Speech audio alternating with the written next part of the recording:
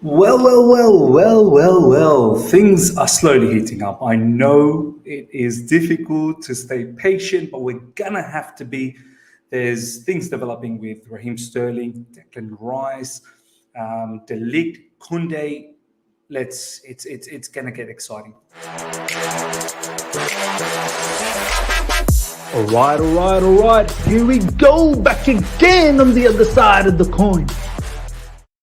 Hi, welcome back to the other side of the coin, ladies and gentlemen. Look, I want to start off by saying that I know it is the 25th, well, 25th for me, 24th still for many people out there across the world, 25th of June. I know we haven't done any deals as yet, but I have to say, I think, have to adjust our expectations a little bit. We're going to see signings. It's going to have to happen anyway because we need players. But I just get the feeling that we may not see them in the time frame that we'd like to see them just before the preseason. I think we definitely will see them before the first Everton game. So that's the first message that I want to give out to my viewers out there, that let's stay patient because things are underway. Things are happening behind the scenes, and soon we're going to see an explosion of stuff happening. I'm hoping so because Thomas Tuchel's heavily involved in this situation. So it's in his best interest to ensure that the transfer window goes the way he wants it to go. And obviously, Todd Boehly is backing it. So there's a lot of news about Raheem Sterling, lots of news about Declan Rice, lots of news about De Ligt and Kounde that we want to go through. Let's start from this particular place, ladies and gentlemen. Breaking: Thomas Tuchel has held positive talks with Raheem Sterling. Look, it seems like we are the only team out there that's going after Raheem Sterling, and I've got no issues with Raheem Sterling coming to Chelsea. It's just a matter of fees and wages. In terms of him being a professional, he's always been there. He's an England international, so I've got no issues with that. But I don't want to pay overs for him, and I don't want to pay him overs either. So that's something we need to be very careful of. If we can strike a deal about £45 million with Man City with add-ons, which take it up to 50 million, I don't know, then perhaps it's okay. But when it goes up to that 60, 65 million, I think we're talking about crazy money from that point onwards, because you could possibly get other targets as well, like Rafinha, for that kind of money. And also the wages, 300k per week. Apparently that's what Raheem Sterling could be, demanding. That's something we definitely need to look at. That's something I'm pretty sure Todd Boehly will be very much focused on, because this player at the age of 27, if he gets a 5-year contract with us, there's no resale value for this particular player. So we get him for, let's say 45 million, 50 million at the end of his contract. There's no way we're going to be able to move this player on for that level of money. So we need to think about the wages. I know we've taken away the wages of Romelu Lukaku. Inter's looking after that. So we're going to make a bit of a big saving over there. But there's wages for Timo Werner. There's other wages that are so high in Chelsea Football Club. I'm pretty sure Todd Boehly and Thomas Tuchel were very, very focused on this particular matter. But good to see that something's going on with the Raheem Sterling situation. From here on in, I have to expect that Raheem Sterling becomes a Chelsea player. So let's hope this happens, because we are the only one that's in the race at the moment for Raheem Sterling. And it seems like Raheem Sterling wants us as well. Exclusive: Thomas Tuchel promised as many as 6 summer signings and has 200 million to spend. His target will be minimum Champions League qualification. Matt Law from Telefootball. We've been talking about what is, I suppose, Thomas Tuchel's target. Looks like, look, it's not rocket science. You don't expect Thomas Tuchel to go out there and challenge for the title straight away next season, knowing we've lost some key players and we're going to lose some other players as well. So it's more of a rebuild. So look, Champions League qualification is at a bare minimum. There's no doubts about that. Further on, Matt Law goes on to say, De Ligt has been identified as a target following talks between Boehly and Tuchel. De Ligt is ready to move to the Premier League. This is interesting, and hold that thought. We did a live stream earlier today, less than 12 hours ago. Do check that out if you missed that, because we talked a lot about De Ligt. We talked a lot about Jorginho, perhaps that Juventus swap connection, and we'll talk about this swap thing. It's very much an American thing, apparently. And it's true, because we've seen swaps in the basketball in America, baseball, and wherever else. So this could possibly be a start of a transfer policy for Todd Boehly and the new consortium, the American owners. Whether this happens in football, because swap deals don't necessarily happen in football. We've not seen it. So what What can we do? Can we start a new trend? Because at the end of the day, it makes sense. Juventus are interested in Jorginho, and apparently they could be interested with Timo Werner and Pulisic as well. So if you're interested in some of our players, let's try to do a deal with one of your players, and we can keep the deal separate for accounting purposes. But at the end of the day, we know it all nets itself out. So watch this space for De Ligt. And also we're going to talk about Jules Kounde, which is quite interesting with the whole De Ligt situation. A check will be made on Michael Edwards to understand if he would be tempted to move to Stamford Bridge. Look, it's great to see that we are very much interested on a sporting director. We need it because at the end of the day, you see how the other clubs are moving. Man City, apparently they're very close now. They're going to announce, they're going to confirm the whole Calvin Phillips deal. They've already got Erling Haaland there after Marc Cucurella. You know, we've seen Liverpool, how quickly they moved on Darwin Nunez. We've seen Spurs, what they're doing. All of these clubs have proper sporting directors running the show, and that's why they're so efficient. We need this. We need this at Chelsea Football Club so that we can go out there from the next windows, transfer windows, where we are bang, bang, bang, quick about these sort of things. Obviously, we've had the sanctions, the new, owners takeovers. So I guess it's not ideal. Maybe it's not right to expect why aren't things moving so quick this time around, but next time around we should be on top of the game. Senior source, we want to make sure we have a good defense. We've got depth in midfield. We're not desperate for an out-and-out striker. I think it's a combination of moves, and there's 5 or 6 we are going to look to make. So look, 5 or 6 signings, that is exciting, and that makes sense. I sort of thought, if we can get 5, that's great. 6, wow. My expectation was about 4 to 5, if I'm being absolutely honest, with defenders that we need to replace, with possibly a couple of forward players, and maybe a wing-back situation. And this kind of makes me think perhaps it could go that way. Although they're saying that there's depth in midfield, I still think something's going to happen between N'Golo Kante and Jorginho. They're entering their last year of their contract. Something's got to give there. One of those players, I feel, may not be Chelsea players in the next season. And that means we are going to be very much interested with Declan Rice. And we're going to get to the Declan Rice because West Ham's interested with Armando Broja as well. So the Declan Rice situation in midfield is definitely, I think, is on. And defenders, strengthening defenders is definitely paramount. We need minimum 2 defenders with Levi Colwill coming in as a rotational player. And of course, up front, there's a lot of players that are looking to move on. You've got Lukaku, who's already moved on. Raheem Sterling is very much, hopefully, close to coming to us. And then the Dembele situation, possibly Pulisic, Ziyech, both could move on. We'll see what happens with Timo Werner and Callum Hudson-Odoi. So there could be a lot of activities. So 5 or 6, that kind of makes sense. Jules Kounde is seen more of a club target for Chelsea. Marina Granovskaya was pushing the move. This is from Nathan Gissing from Chelsea CFC news page from Instagram. Tuchel prefers De Ligt and Kimpembe to Jules Kounde. This Kimpembe name has been floating around a lot, and apparently Thomas Tuchel really, wants this particular player. I know there's not been any push from massive social media sort of in the nose and whatnot, but there have been few publications that have been talking about Kimpembe, and obviously Thomas Tuchel's relationship with Kimpembe previously could be a key factor in this. Jules Kounde is an interesting one. Apparently not really a Thomas Tuchel signing. It's more of a club signing. We are so advanced with the Kounde situation. I'd find it very strange if you pull out of it now. I wouldn't mind if it's Kounde and De Ligt. De Ligt looks like something we'd definitely look into, and I think that Jorginho's situation is interesting us, or maybe other players. But Kounde, pulling out of Kounde now, I mean, can you imagine? I guess this is why I suppose Barcelona sniffs something happening.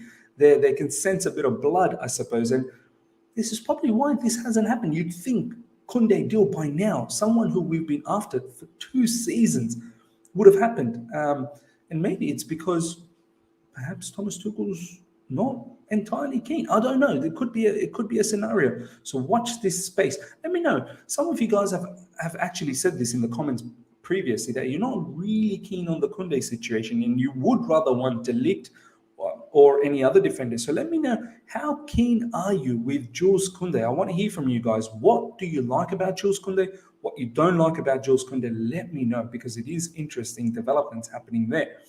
First contact has happened between Chelsea and Juventus for De Ligt. Chelsea asked for information without a renewal to his contract. Scenarios could be open. So look, De Ligt is in a current state where he's got 2 more seasons left at Juventus, and it's the perfect time for Juventus to either extend his contract or let go of him. Because if they don't do either, he could possibly go out on a free after a season, or he's going to be a lot cheaper a year later. So this is the right time, and it looks like he doesn't want to extend his contract. He's not had the best time at Juventus, and maybe it's because the way Juventus plays as well. So he may look for a chance to go for someone like Thomas Tuchel, possession-based football, or even Erik ten Hag for Man United.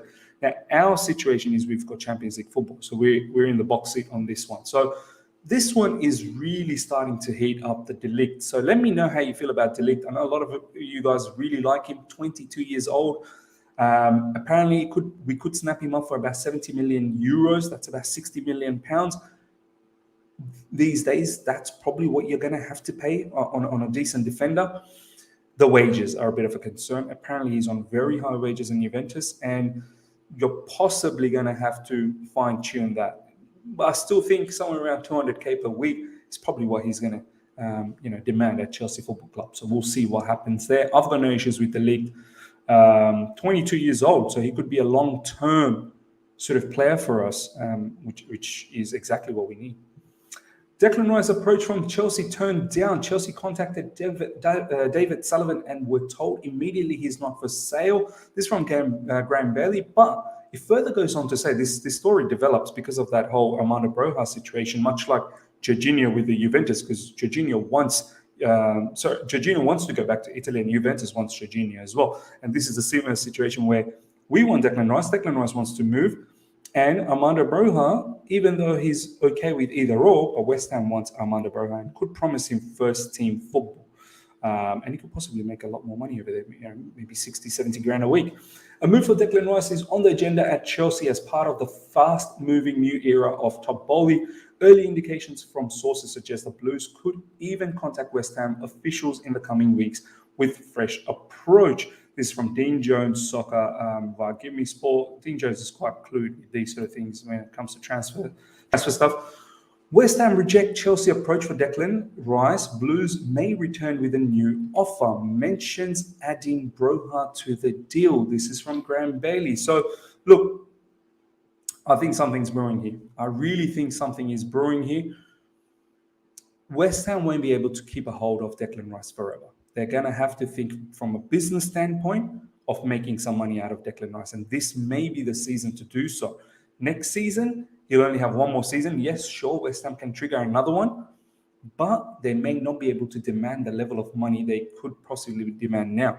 And the fact that they want Broja, there could be some sort of a discount. Sure, in football, generally, there's not many swap moves, but Todd Boehly, from that American background, could really start pushing this swap agenda and look for smart opportunities in the market. And I think he's looking for that. If we can get something around 40 million for Armando Broja, I think that's a reasonable price. He's young. He's on the way up. He's scored 6 Premier League goals. I think all up 9 goals for Southampton in all club competition. He'll be the starter, and he's most likely going to explode over there. So, look, 40 million is something you probably can't deny for Armando Broja, knowing Chelsea Football Club, especially Thomas Tuchel, now he's in power, wants Declan Rice. And Todd Boehly would possibly try and give Thomas Tuchel every possible ingredient that he desires to ensure that he can, have a good season next season. Because at the end of the day, the best way to judge Thomas Tuchel is by giving what he wants. That way, there's no complaints. That way, there's no gaps in the whole situation. And to be honest, as much as I don't want Declan Rice, if that's the case, that this is what the coach wants, let's go with it. Let's go with it, because the coach so far, has done pretty good. So watch this space about the Declan Rice situation as well. Insiders commented on how Boehly approached the Lukaku deal with what they called a baseball mentality. This is what I was sort of talking about, that swap situation. Boehly was open to trading players. His argument was that if Inter wanted Lukaku, they should trade Bastoni. Skriniar, Dumfries was in discussion. It's from Simon Johnson Sport from the Athletic. Boehly and Tuchel's relationship is thought to already be close. He has been phoning personnel from other clubs for transfer targets, but also to introduce himself. Great. I mean, look, at the end of the day, long term, Todd Boehly is not going to be the sporting director, but at the moment, he seems very, very active to help out Thomas Tuchel and make sure the club has got the right setup for next season. As I said, look out for these swap trading deals. There's people talking about Sergei Milinkovic-Savic as well from Lazio, and Lazio apparently like Emerson, Kepa as well. So look out for these sort of situations where we could possibly, and I've got no issues with that, because we need to get rid of some of our players that we don't use, so-called deadwood, as people like, I don't like calling deadwood, but you know what I mean. It's a great way to move on those players that we don't see any value in and bring in players that will, enhance the squad. So I'm all up for this trading scenario. I'd love to see a lot more of that. And if we can get a discount, it helps out the budget. If you've got a budget of 200 million and you can have this discounted trading situation, it will help out your budget not to eat it up in one go. So Declan Rice, for example, 100 million, that's half the budget gone. But if you can give them Armando Broja, you're only spending 60 million or so. So, and I'm sure we're probably not going to give 60 million, probably try and bring it down to a little bit closer to maybe 80 million. And so on and so forth with the Ligt situation as well. If we can offload Jorginho for 40 million, 35 to 40 million, and Ligt is worth about, let's say, 60 million, well, there you go. You're saving there. And more players to go. At the end of the day, net position is going to be very, very important. Todd Boehly has a determination to hire aggressively in the data science space. It's thought he wants to bring 6 to 8 people on board. He's a big believer in analytics. I can't wait for this to happen. We've been hearing this a lot, and now I want to see it in action. We may not see this in this particular transfer window, but in the upcoming transfer windows in January and the consequent summer ones, I want to see our scouting team, our data analytics team find our gems, find our players that fit Thomas Tuchel's needs. And I'm very keen to see what players that we're linked with. It'll be very, very strange if it's like it's the most shiniest toy in the market and it's worth the most, expensive amount of money. I want to see what we actually find out from all different leagues across the world. So that'll be very, very interesting to see. Last but not least, ladies and gentlemen, this is quite important. We should probably do a video on players that are coming up with contract negotiations, like Reece James, Mason Mount, and so on and so forth. Reece James is one where, as you know, Real Madrid has been very much interested, and we want to ensure that this guy becomes the face of Chelsea. For me, he's the biggest Cobham talent we've got at the moment, and I won't say ever, because John Terry obviously is a massive Cobham talent as well. But Reece James, he's supreme. This guy, I think he will be a Chelsea captain one day. He's got it all, man. Defensively, he's so strong. Attackingly, so strong. Scores goal, assists goal. Defensively, he's got all the attributes. It's just a monster. I wouldn't be surprised. He's apparently on like 60,000 or something like that. Correct me if I'm wrong.